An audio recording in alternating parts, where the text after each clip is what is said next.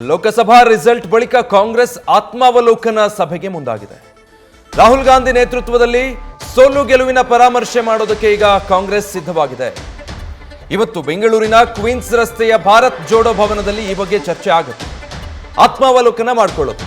20ಕ್ಕಿಂತ ಹೆಚ್ಚು ಸ್ಥಾನ ಗೆಲ್ತೀವಿ ಅನ್ನೋ ಭರವಸೆ ಇತ್ತು.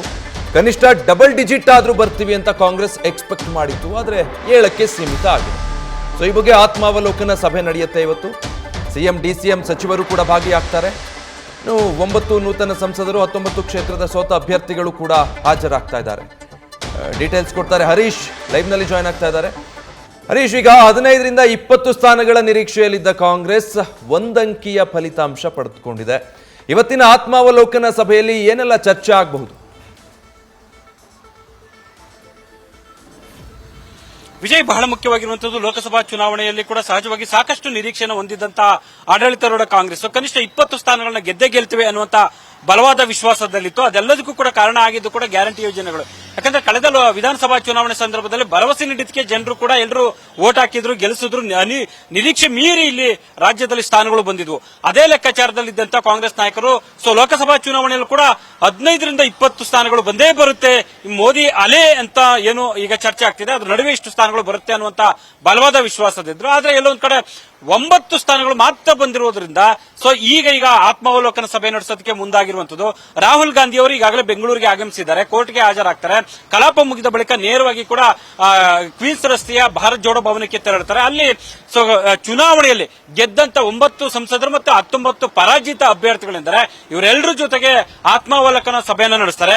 ಯಾಕೆ ಸೋಲಾಯಿತು ಕ್ಷೇತ್ರಗಳಲ್ಲಿ, ಸೋಲೋದಕ್ಕೆ ಪ್ರಮುಖವಾದಂತ ಕಾರಣ ಆದ್ರೂ ಏನು ಅಂದ್ರೆ ಉಸ್ತುವಾರಿ ಸಚಿವರು ನಿರೀಕ್ಷಿತ ಮಟ್ಟದಲ್ಲಿ ಕೆಲಸ ಮಾಡಿಲ್ವಾ? ಆ ರೀತಿ ಮಾಡಿದ್ದೇ ಇದ್ದಲ್ಲಿ ಫಲಿತಾಂಶ ಇನ್ನು ಒಳ್ಳೆ ರೀತಿಯಲ್ಲಿ ಬರ್ತಿತ್ತು. ಆದ್ರೆ ಎಡವಿರೋದಿರ್ಲಿ, ನಾವ್ ಏನ್ ಮಾಡ್ಕೊಬೇಕಾಗಿತ್ತು, ಏನ್ ಮಾಡಿಲ್ಲ ಅನ್ನುವಂತ ವಿಚಾರವಾಗಿ ಇವತ್ತು ಕೂಡ ಆತ್ಮಾವಲೋಕನ ಸಭೆಯಲ್ಲಿ ಕೂಡ ಚರ್ಚೆ ನಡೆಸ್ತಿದ್ದಾರೆ. ಅಂದ್ರೆ ಪರಾಮರ್ಶೆ ನಡೆಸುವಂತದ್ದು, ಆಯಾ ಕ್ಷೇತ್ರಕ್ಕೆ ಸಂಬಂಧಪಟ್ಟಂಗೆ ಏನೆಲ್ಲ ಆಗಿದೆ ಬೆಳವಣಿಗೆ, ಯಾವ ರೀತಿ ಫೈಟ್ ಕೊಟ್ಟಿದ್ರಿ, ಯಾಕೆ ಅಷ್ಟು ಹಿನ್ನಡೆ ಆಯ್ತು, ಈ ಎಲ್ಲಾ ರೀತಿಯಲ್ಲೂ ಕೂಡ ಅವರು ಮಾಹಿತಿಯನ್ನು ಸಂಗ್ರಹಿಸುವಂತ ಒಂದು ಪ್ರಯತ್ನ ಆಗುತ್ತೆ. ಜೊತೆಗೆ ಅಲ್ಲಿ ಅಭ್ಯರ್ಥಿಗಳು ಮತ್ತೆ ಸಂಸದರ ಅವರಿಂದಲೂ ಕೂಡ ಒಂದಷ್ಟು ಮಾಹಿತಿಗಳನ್ನ ಪಡೆಯುವಂತ ಒಂದು ಪ್ರಯತ್ನ ಕೂಡ ರಾಹುಲ್ ಗಾಂಧಿ ಅವರಿಂದ ಆಗುತ್ತೆ. ಈ ಸಂದರ್ಭದಲ್ಲಿ ಸಚಿವರಾಗಿರ್ಬೋದು, ಸಿಎಂ ಸಿದ್ದರಾಮಯ್ಯ, ಡಿಸಿಎಂ ಡಿಕೆ ಶಿವಕುಮಾರ್ ಇವರೆಲ್ಲರೂ ಕೂಡ ಭಾಗವಹಿಸಿರ್ತಾರೆ. ಒಟ್ಟಾರೆ ಈ ಫಲಿತಾಂಶಕ್ಕೆ ಸಂಬಂಧಪಟ್ಟಂಗೆ ದೊಡ್ಡ ಮಟ್ಟದಲ್ಲಿ ತೃಪ್ತಿ ಇಲ್ಲದೇ ಇದ್ರು ಒಂದು ರೀತಿಯಲ್ಲಿ 9 ಸ್ಥಾನ ಬಂದಿರುವಂತದ್ದು ಸಮಾಧಾನಕರ ಅಂತ ಕಾಂಗ್ರೆಸ್ ನಾಯಕರಿಗೆ ಅನಿಸಿದೆ. ಈ ಹಿನ್ನೆಲೆಯಲ್ಲಿ ಕೂಡ ಇವತ್ತು ಪ್ರಮುಖವಾಗಿ ಮುಖ್ಯವಾಗಿರುವಂತಹ ವಿಮರ್ಶಾ ಸಭೆ ಮಾಡಿಸ್ತಾ ಇರುವಂತದ್ದು.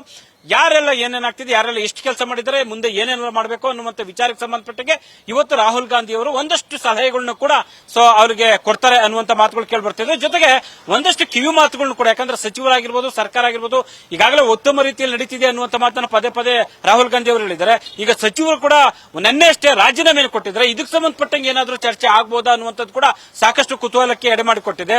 ವರ್ಷದ ಸಂದರ್ಭದಲ್ಲಿರುವಂತಹ ಹಿನ್ನೆಲೆಯಲ್ಲಿ ಇದು ಒಂದು ಘಟನೆ ಆಗಿರುವಂತದ್ದು. ಈ ಹಿನ್ನೆಲೆಯಲ್ಲಿ ರಾಹುಲ್ ಗಾಂಧಿ ಅವರು ಏನೆಲ್ಲ ಸಲಹೆ ಕೊಡ್ತಾರೆ ಸರ್ಕಾರಕ್ಕೆ, ಮತ್ತೆ ಸಚಿವರ ಕಾರ್ಯವೈಖರಿಗೆ ಏನೆಲ್ಲ ಕಿವಿ ಮಾತು ಹೇಳ್ತಾರೆ, ಇವೆಲ್ಲವೂ ಕೂಡ ಸಾಕಷ್ಟು ಕುತೂಹಲಕ್ಕೆ ಎಡೆ ಮಾಡಿಕೊಟ್ಟಿರುವಂತದ್ದು. Vijay, thank you Harish. News first ನಿರ್ಭೀತಿಯಿಂದ ನಿಮ್ಮ ಪರವಾಗಿ.